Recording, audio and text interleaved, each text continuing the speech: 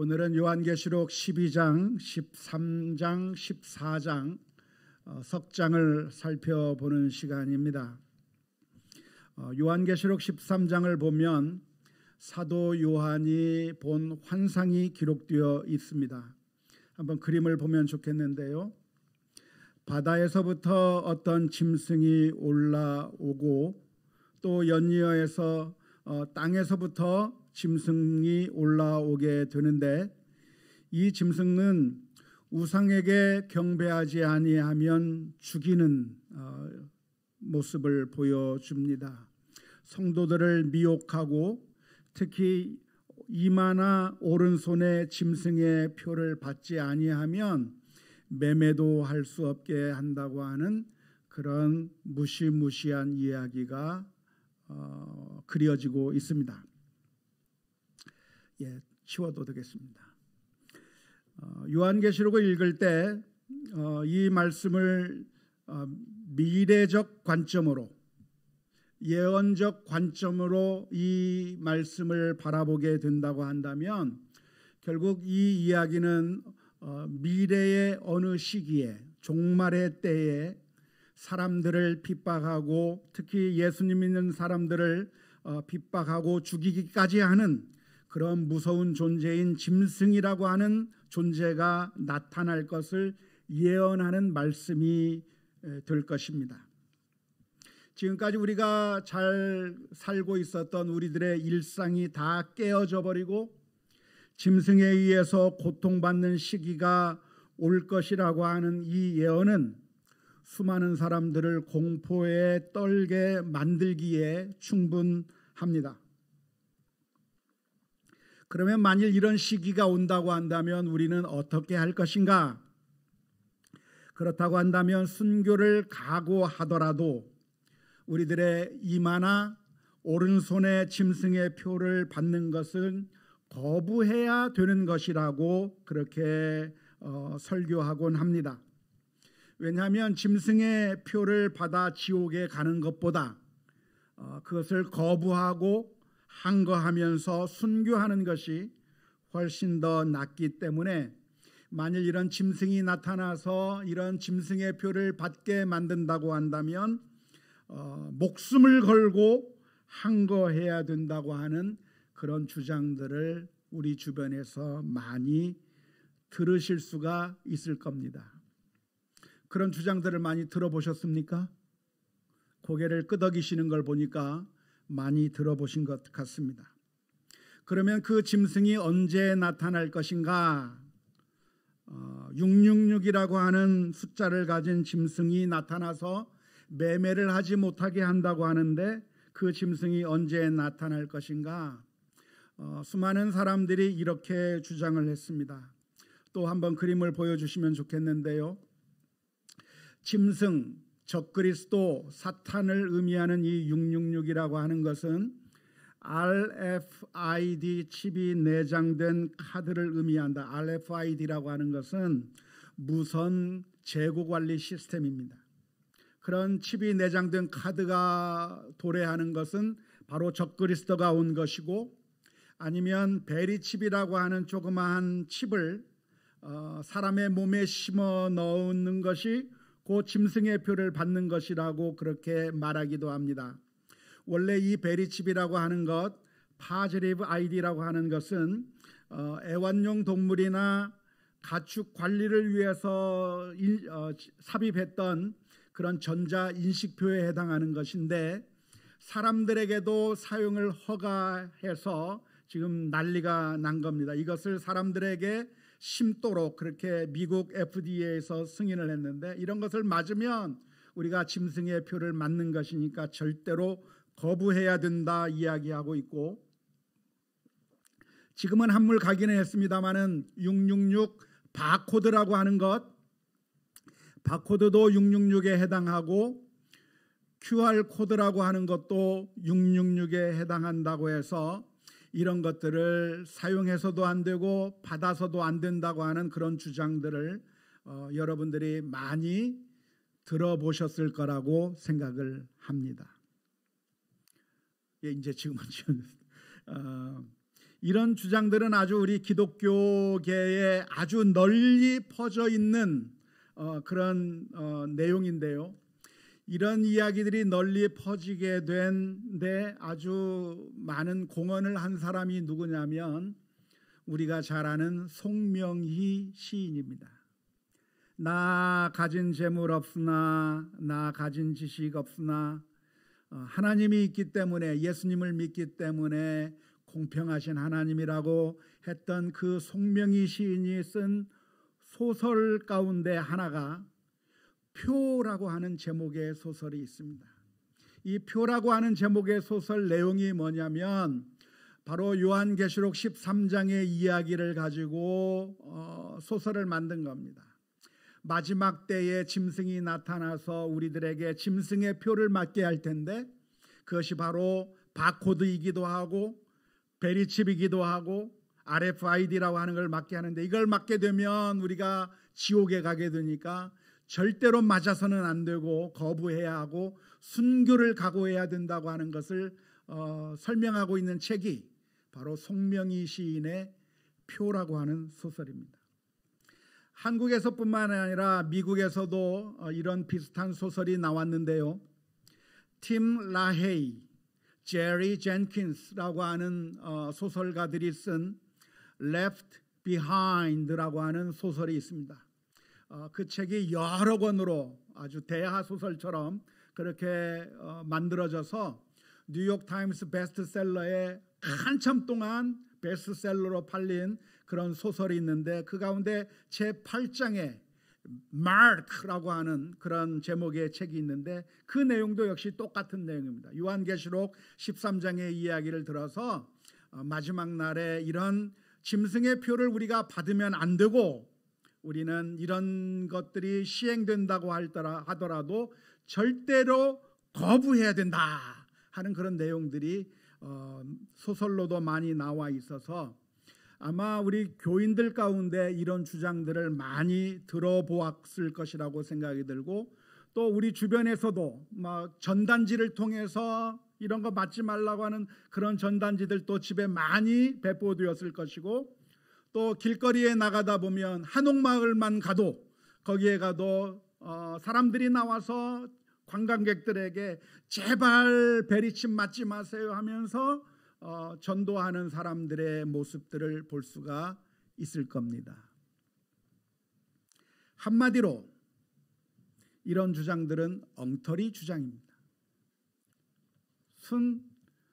말도 안 되는 엉터리 주장이라고 하는 사실을 먼저 말씀드리고 싶습니다.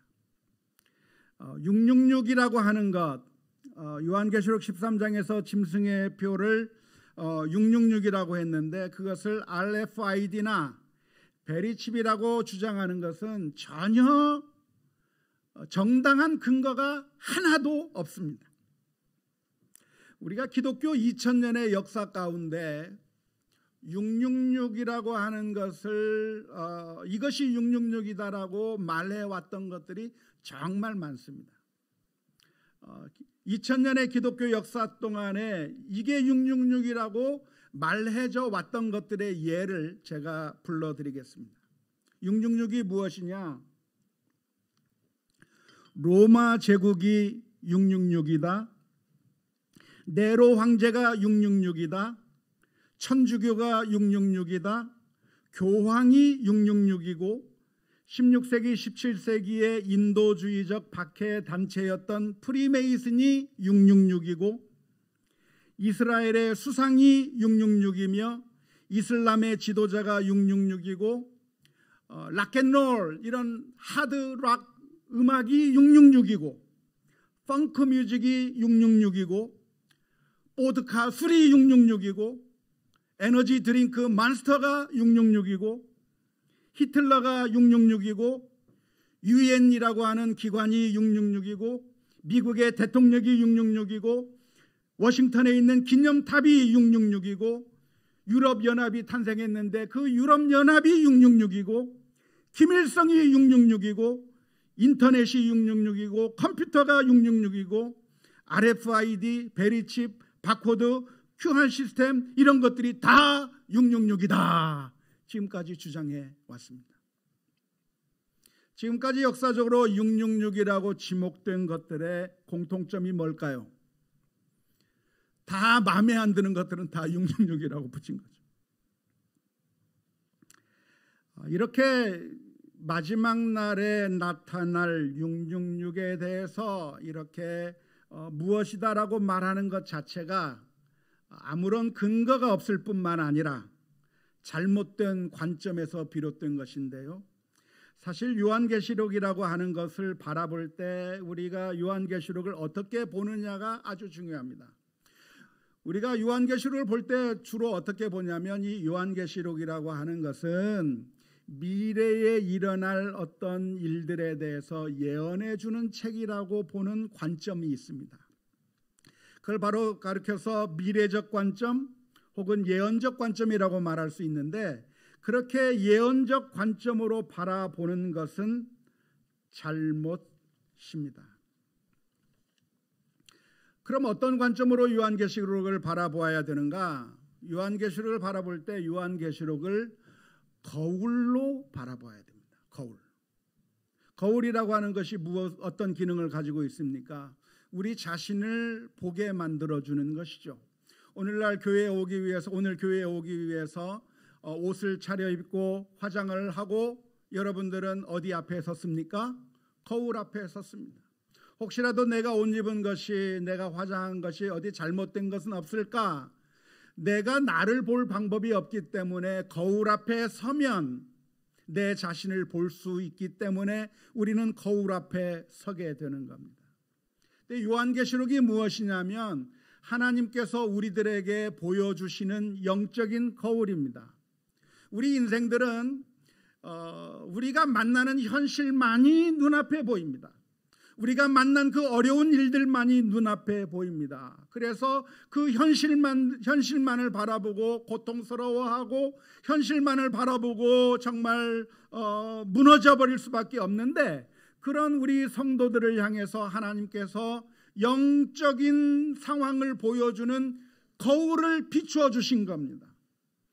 너희들의 모습을 한번 봐라. 지금 이 세상에 벌어지고 있는 그 일들만 볼 것이 아니라 실제로 영적인 차원에서는 어떠한 일들이 벌어지고 있는지 영적인 측면에서 여러분들의 상황을 쳐다보라고 보여주신 거울이 바로 요한계시록이라고 할 수가 있겠습니다. 물론 이 안에 예언이 없는 것이 아니라 예언의 측면도 조금 들어가 있기는 하지만 기본적으로 영적인 거울이라고 보는 것이 제대로 되는 관점이라고 할 수가 있겠습니다. 비유하자면 미술 치료에 비유할 수가 있겠습니다. 제가 인터넷을 검색하다가 보니까 어떤 미술 치료하시는 분이 어떤 꼬마아이에게 그림을 그려서 그림을 한번 가족을 표현해 보라고 하는 그 그림을 본 적이 있습니다. 한번 그림을 한번 보여주시죠. 어떤 꼬마에게 그림을 그리라고 했습니다. 그림을 그리는데 가족들을 표현할 때 물고기로 한번 표현해봐라 라고 이야기를 하니까 그 꼬마아이가 어항에 있는 그런 물고기로 자기 가족을 표현했습니다. 엄마를 어떻게 표현했냐면 커다란 문어로 표현했습니다. 아빠는 어떻게 표현하냐면 저 밑에 있는 그런 메기로 그림을 그려놨습니다.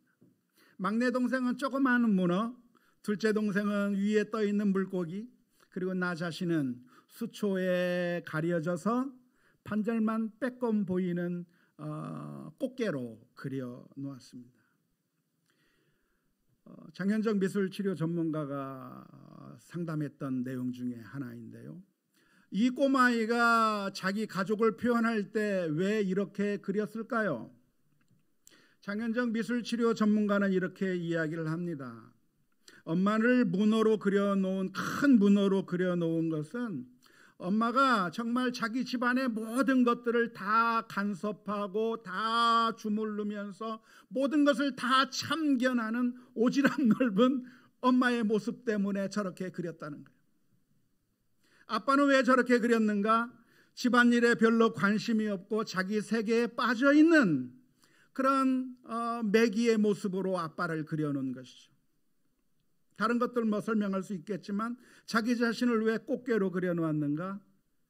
나는 부끄러움이 많고 조용하고 그래서 다른 사람들 앞에 나가고 싶지 않아서 수초 가운데 숨어 있는데, 그런데 누군가 나를 건들기만 하면 콱 물어버릴 거야 라고 웅크리고 있는 자기 자신의 모습을 그려놓은 것이죠. 이제 치워도 됩니다. 이 아이가 이렇게 그림을 그린 이유는 무엇입니까? 그것은 먼 훗날 우리가 살다 보면 문어가 나타날 것이고 물고기가 나타날 것이고 꽃게가 나타날 거라는 것을 말하기 위해서 그렇게 그린 것이 아닙니다. 이 꼬마가 이런 그림을 그린 이유가 무엇이냐면 내가 바라보는 가족의 모습을 물고기로 표현한 것이죠.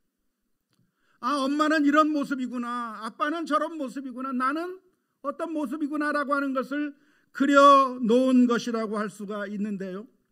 요한계시록이 무엇이냐? 요한계시록은 하나님께서 우리들에게 보여주시는 미술입니다. 지금 지금 성도들이 사도 요한이 힘들게 이 세상 가운데서 살아가고 있습니다. 초대교회 성도들이 처한 그 상황이 어떤 상황인가? 지금 자기 자신의 모습을 보면서 굉장히 힘들게 살아가고 있고 어렵게 살아가고 있는데, 하나님께서 그 사도 요한에게 그리고 초대교회 성도들에게 너희들의 모습이 이런 모습이다 하면서 그림을 보여주시는 거예요. 너희들의 모습이 어떤 모습이냐? 이런 모습이다, 잘 봐라 라고 말씀하시면서 보여주면서, 아하, 우리의 상황이 저런 상황이구나, 우리가 지금 저런 모습 가운데 있구나라고 하는 사실을 깨닫게 하시기 위한 하나님의 거울로 요한계시록을 이해해야 하는 겁니다. 그러니까 요한계시록을 보면서 두 짐승이 나타나는 모습을 보면 미래의 어느 시점에 이런 짐승이 나타나겠구나라고 그렇게 생각하는 것은 핀트를 잘못 맞춘 것입니다. 요한계시록 12장을 보면 여인과 용의 이야기가 등장합니다. 임신한 한 여인이 해산할 때가 다 되었는데 붉은 용이 나타나서 만일 그 여인이 아기를 낳기만 하면 그 아이를 삼켜버리려고 도사리고 있는 것이죠. 그런데 결국 그 아이를 출산하게 됐습니다. 해산하게 됐습니다. 그 아이의 이름이 무엇인가? 그 아이가 누군가? 철장으로 만국을 다스릴 한 남자를 낳게 된 것이죠. 용은 그 아이를 죽이기 위해서 온갖 노력을 다합니다. 물을 토하여서 떠내려가게까지 합니다. 하지만 놀라운 것은 땅이 벌려서, 입을 벌려서 그 물을 삼킴으로 말미암아 그 여인과 아기는 무사하게 보존이 됩니다. 용이 죽이려고 했지만 광야로 도망가서 1260일 동안 그 아이를 보호하면서 기르게 됩니다. 미가엘 천사와 용이 싸우는데 노래합니다. 즐거워하라, 땅과 바다는 화 있을 것인데 마귀의 때가 얼마 남지 아니했다고 하는 그런 이야기를 요한계시록 12장에서 보여주고 있는 것이죠. 이제 치워도 됩니다. 자, 이 요한계시록 12장은 무슨 이야기일까요? 어떤 이야기일까요? 요한계시록 12장의 이야기는 예수님의 이야기예요. 우리가 잘 아는 것처럼 마리아가 베들레헴에서 아기를 낳았을 때 그 탄생은 정말 위험한 탄생이었습니다. 헤롯 왕은 동방 박사들에게 어디서 태어날까를 물었고, 그래서 헤롯 왕은 이 아기를 죽이기 위해서 혈안이 되어 있습니다. 그래서 베들레헴에서 태어난 남자 아기들, 2살 아기의 모든 남자 아기를 죽일 정도로 엄청난 위험의 상황 가운데 있었는데, 그래서 예수님이 죽었나요? 살았나요? 살았습니다. 어떻게 살았습니까? 하나님께서 그 요셉의 가정을 애굽으로 인도하셔서 그래서 죽지 않고 살아나게 된 겁니다. 그 이야기를 판타지의 형식으로 보여주고 계시는 거죠. 예수님이 죽을 수 있었던 그런 위험 가운데 있었지만 결국은 죽은 것이 아니라 살아나게 되었고 하나님의 구원의 역사를 이루게 되었던 그 사건을 판타지의 그림으로 보여주시면서 하나님께서 하시는 말씀이 무엇이겠습니까? 초대교회 고난받는 성도들에게 하시는 말씀이 하나님의 계획과 하나님의 구원이 망해버린 것이 아니라 하나님께서는 이 철장으로 만국을 다스릴 이 구세주 만유의 주를 하나님께서는 보호하셨고 결국 이스라엘 온 민족을 구원하시는 하나님의 역사가 실패하지 않았다고 하는 그 사실을 다시 한번 상기시켜 주시는 것이죠.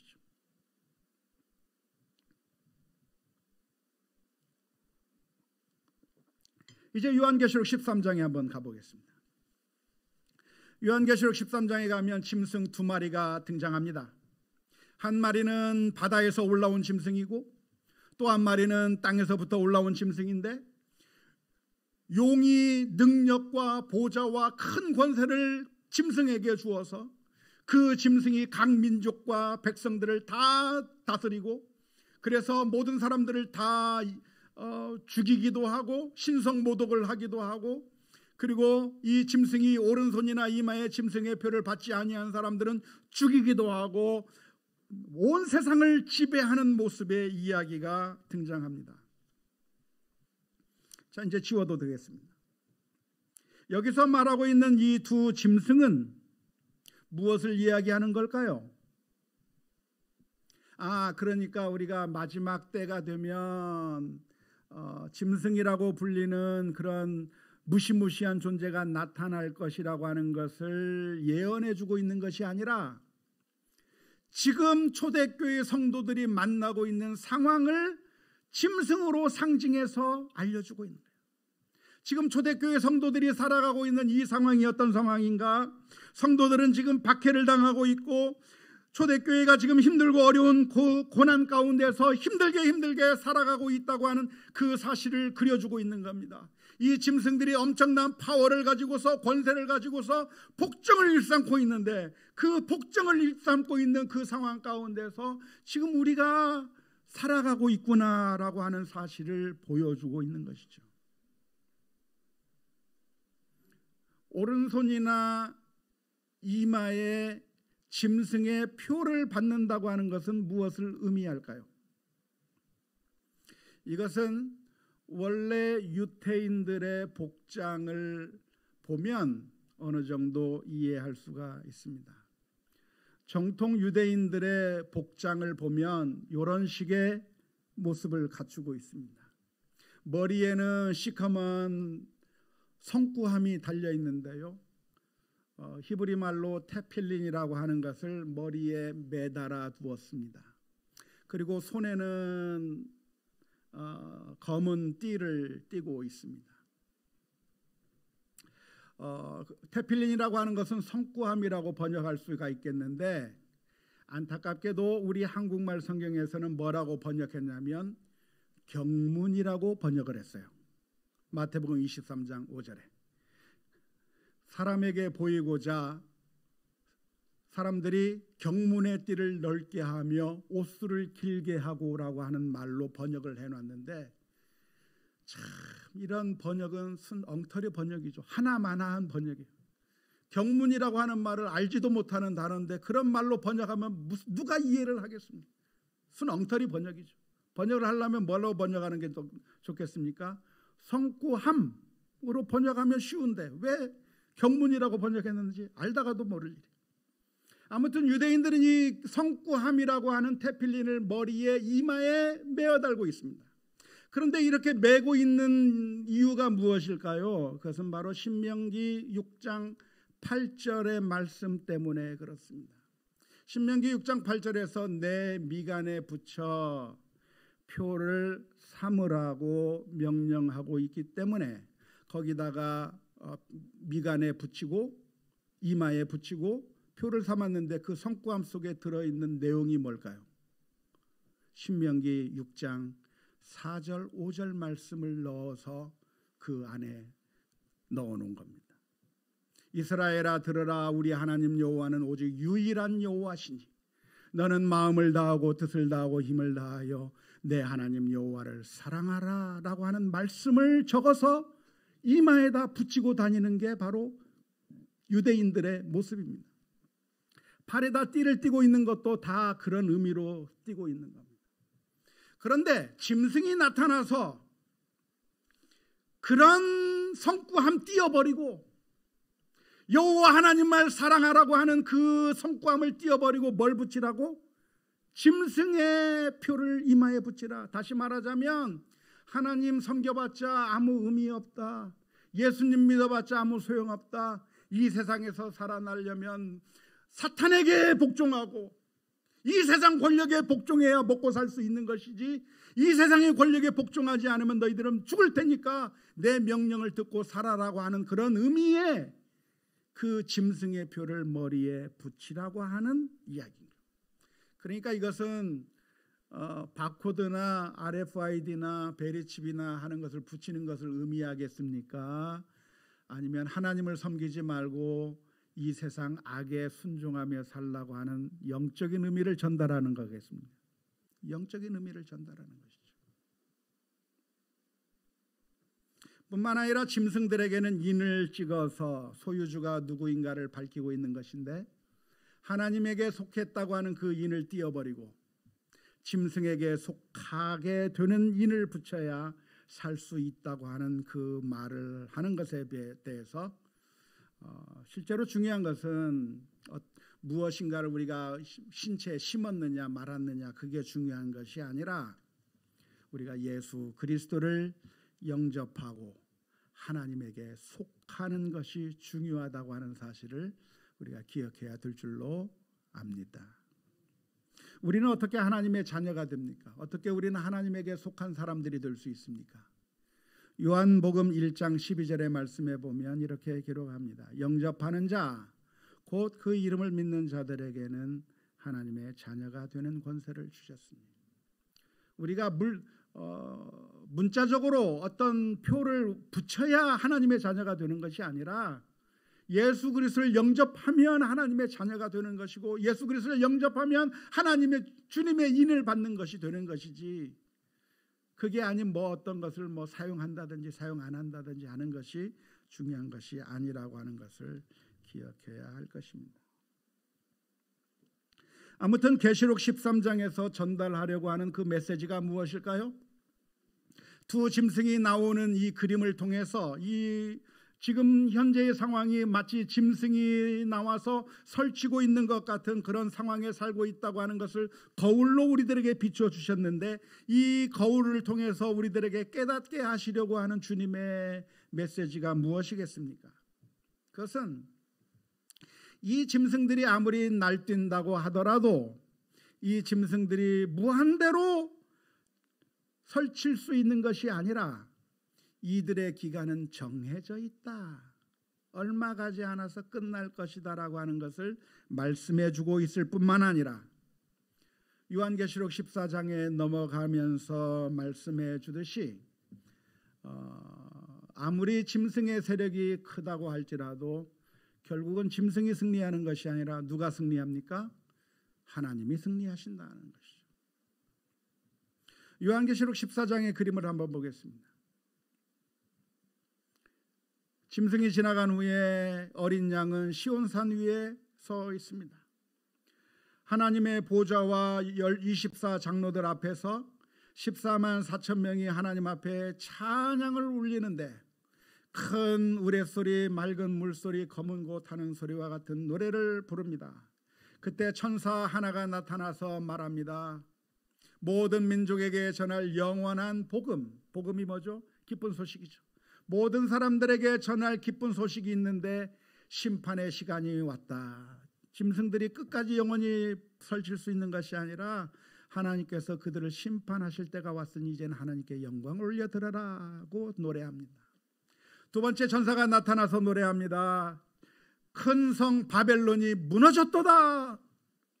바벨론이 지금 온 세상을 장악하고 있는 줄 아는데 그 바벨론이 무너졌다고 천사가 선언하고 있는 겁니다.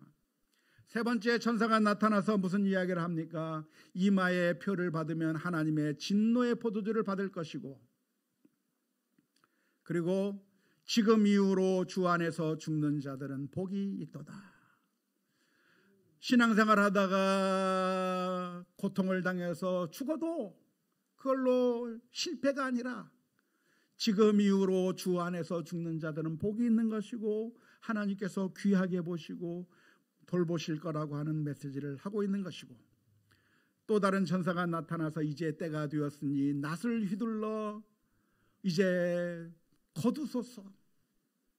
다른 천사가 말을 합니다.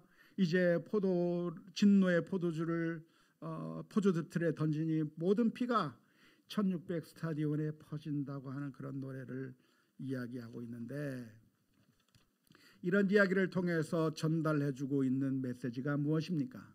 그것은 아무리 짐승의 세력이 강하다고 할지라도 결국은 하나님의 계획이 승리하게 될 것이고 그들을 하나님께서 심판하실 것이고 하나님께서 승리로 이끄신다고 하는 그런 메시지입니다.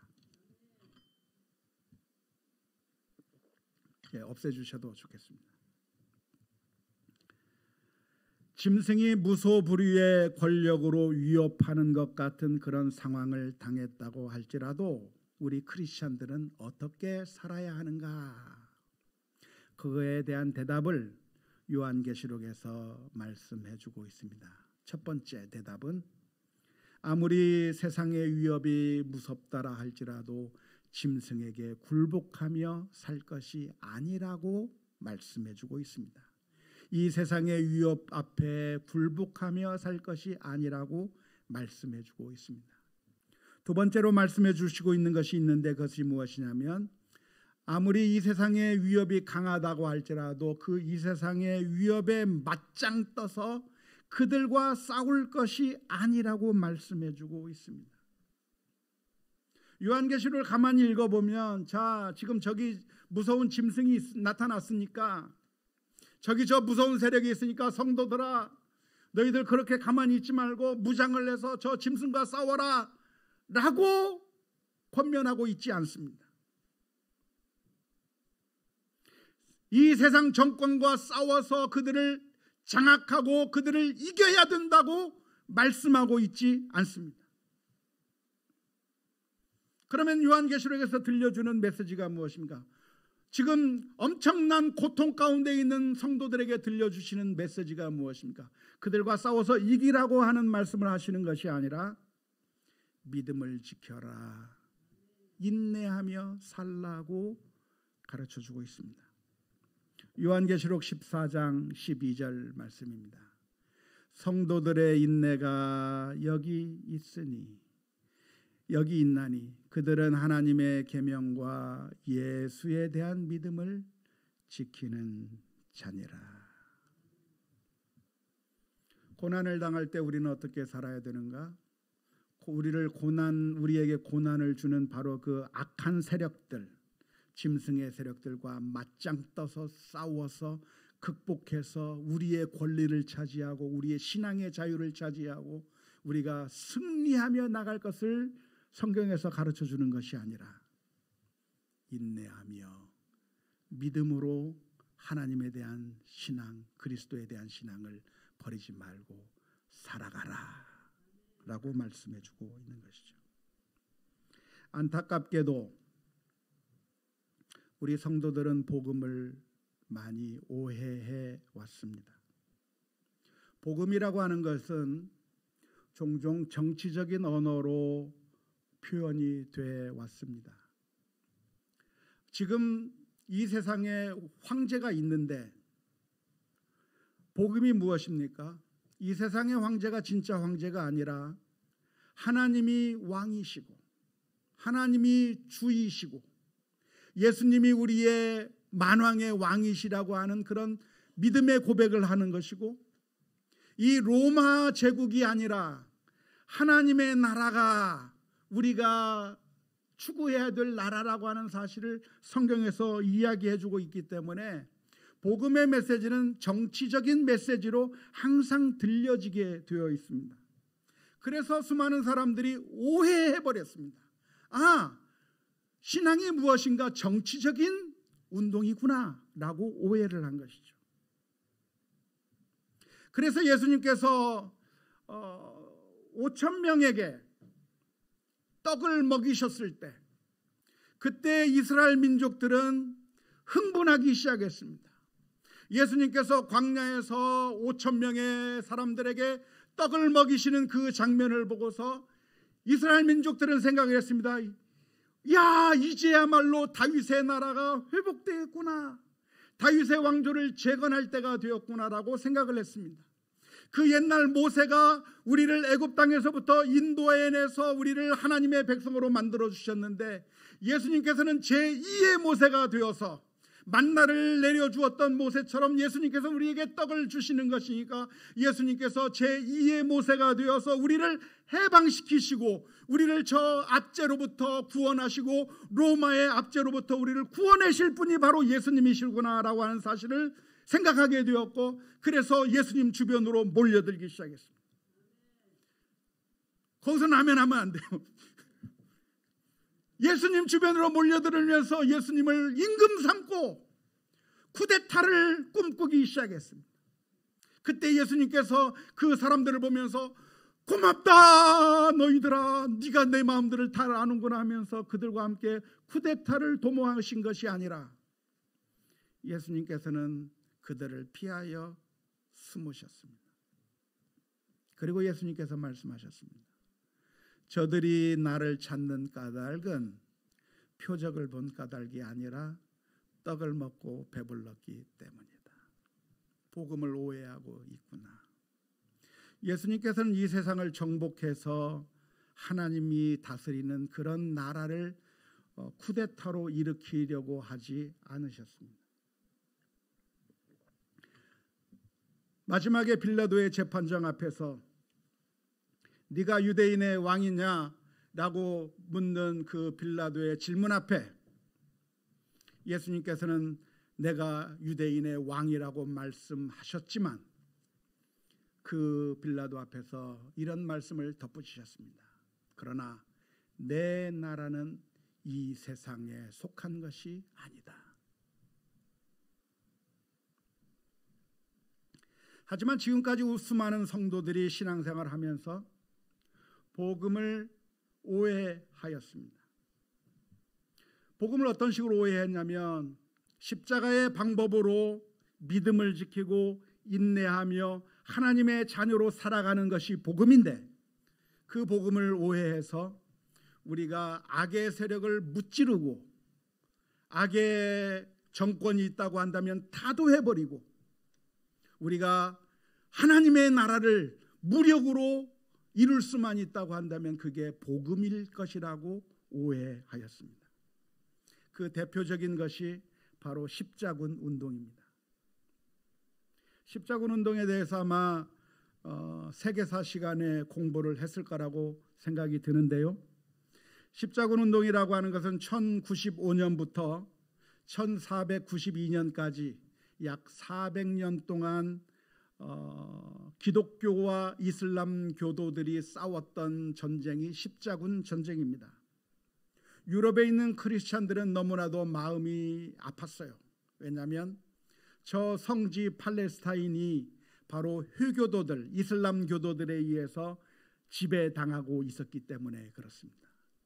저 성지 예루살렘, 예수님께서 활동하셨던 바로 그 지역이 이슬람 교도들의 본거지가 돼 있고 이슬람 교도들이 성지를 장악하고 있다고 하는 그 사실에 너무나도 가슴 아프게 생각했던 유럽의 크리스찬들은 십자군에 참여하라고 하는 정치인들과 그리고 그 십자군을 이용해서 장사를 해먹고 싶은 후추를 싸게 공급받기를 원했던 장사꾼들의 선동에 성도들은 속아 넘어가기 시작했습니다. 정말 믿음이 좋았지만 무지했던 유럽의 성도들은 십자군으로 자원을 했고, 그래서 십자군이 되어서 이슬람 교도들과 전쟁을 하기 시작했습니다. 400년 동안 1차, 2차, 3차, 4차, 5차, 6차, 7차, 8차, 9차 수많은 십자군 전쟁을 했는데 결과는 어떻게 됐을까요? 실패해버렸습니다. 다 졌습니다. 하나님께서 안 도와주셨습니다.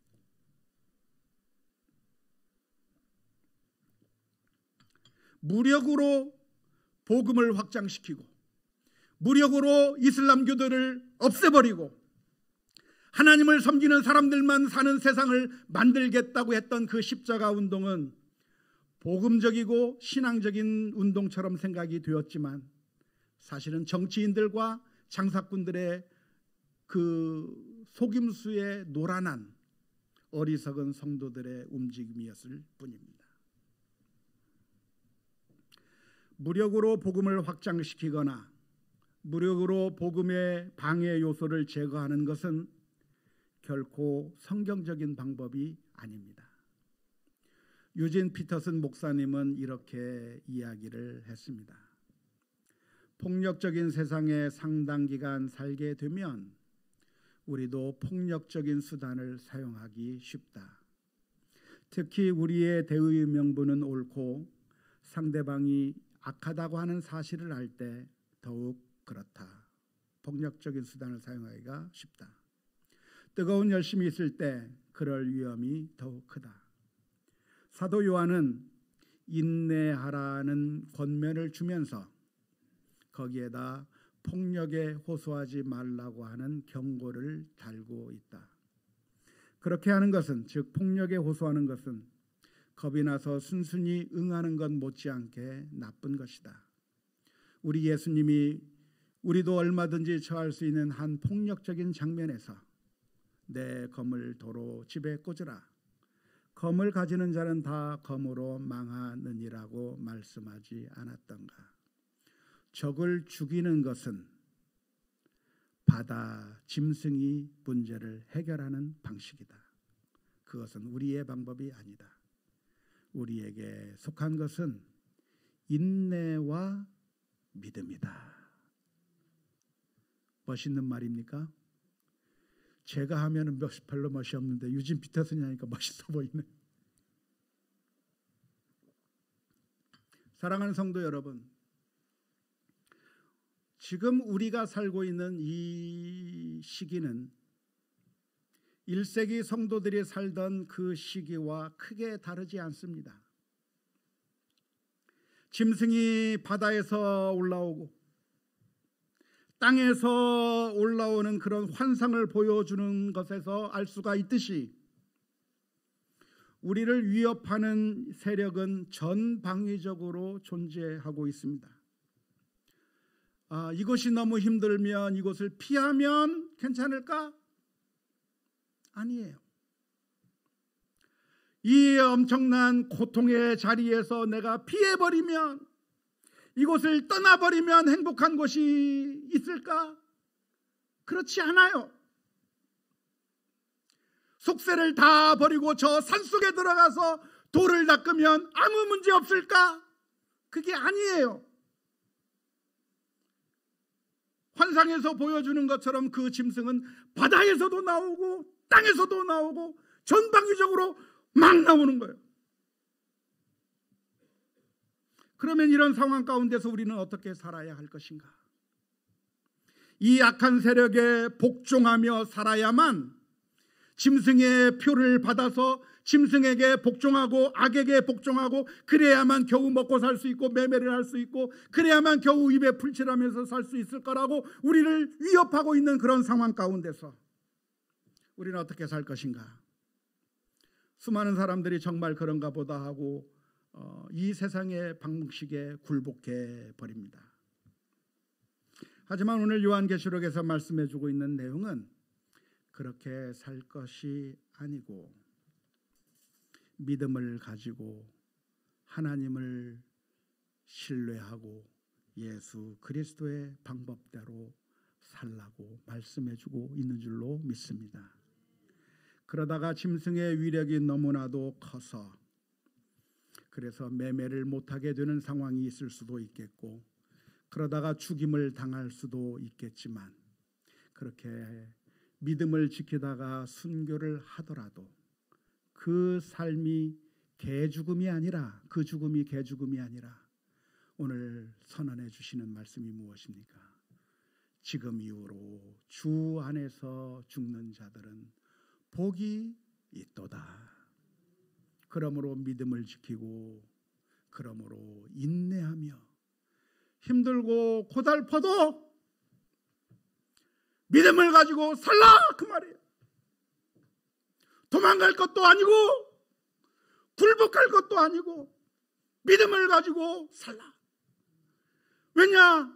그것이 참된 길이고, 죽는다고 해도 복된 죽음이고 우리의 인생이 결코 헛된 것이 아니라고 하는 사실을 요한계시록의 거울을 통해서 우리들에게 말씀해 주고 있는 줄로 믿습니다.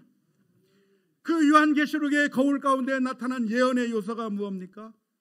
이 악마의 세력이 얼마 남지 않았다고 하는 것이고, 결국은 우리가 승리하게 될 거라고 하는 것이고, 하나님께서 우리를 보호하신다고 하는 그 예언의 내용들을 우리가 바라보며 믿음으로 승리하는 우리 모두가 다 되어야 될 줄로 믿습니다. 앞으로 기술이 발달해서 이제 병원에 가면 우리들의 몸에 뭔가를 착 쏴가지고, 그래서 환자가 누군가 식별하는 세상이 올지도 모릅니다. 요즘에는 병원에 가면 무엇으로 식별하죠? 종이 띠를 엿다 붙여주고 바코드를 찍어서, 그래서 병원에서 이 사람이 누군가 실수하지 않고 바코드를 보고서 이 사람 환자가 맞구나 하고 치료를 하는 시스템인데, 아마 기술이 발달하게 되면 이런 종이 시스템이 아니라 어떤 기계를 가지고 와서 우리 손에 뭔가를 탁 주입하고 그리고 우리를 치료하는 세상이 될지도 모릅니다. 그러면 그게 짐승의 표인 줄 알고 두려워하지 마세요. 아마 여러분들의 이마에 그걸 찍어서 그렇게 하는 세상이 될지도 모릅니다. 그것을 걱정할 필요가 없어요.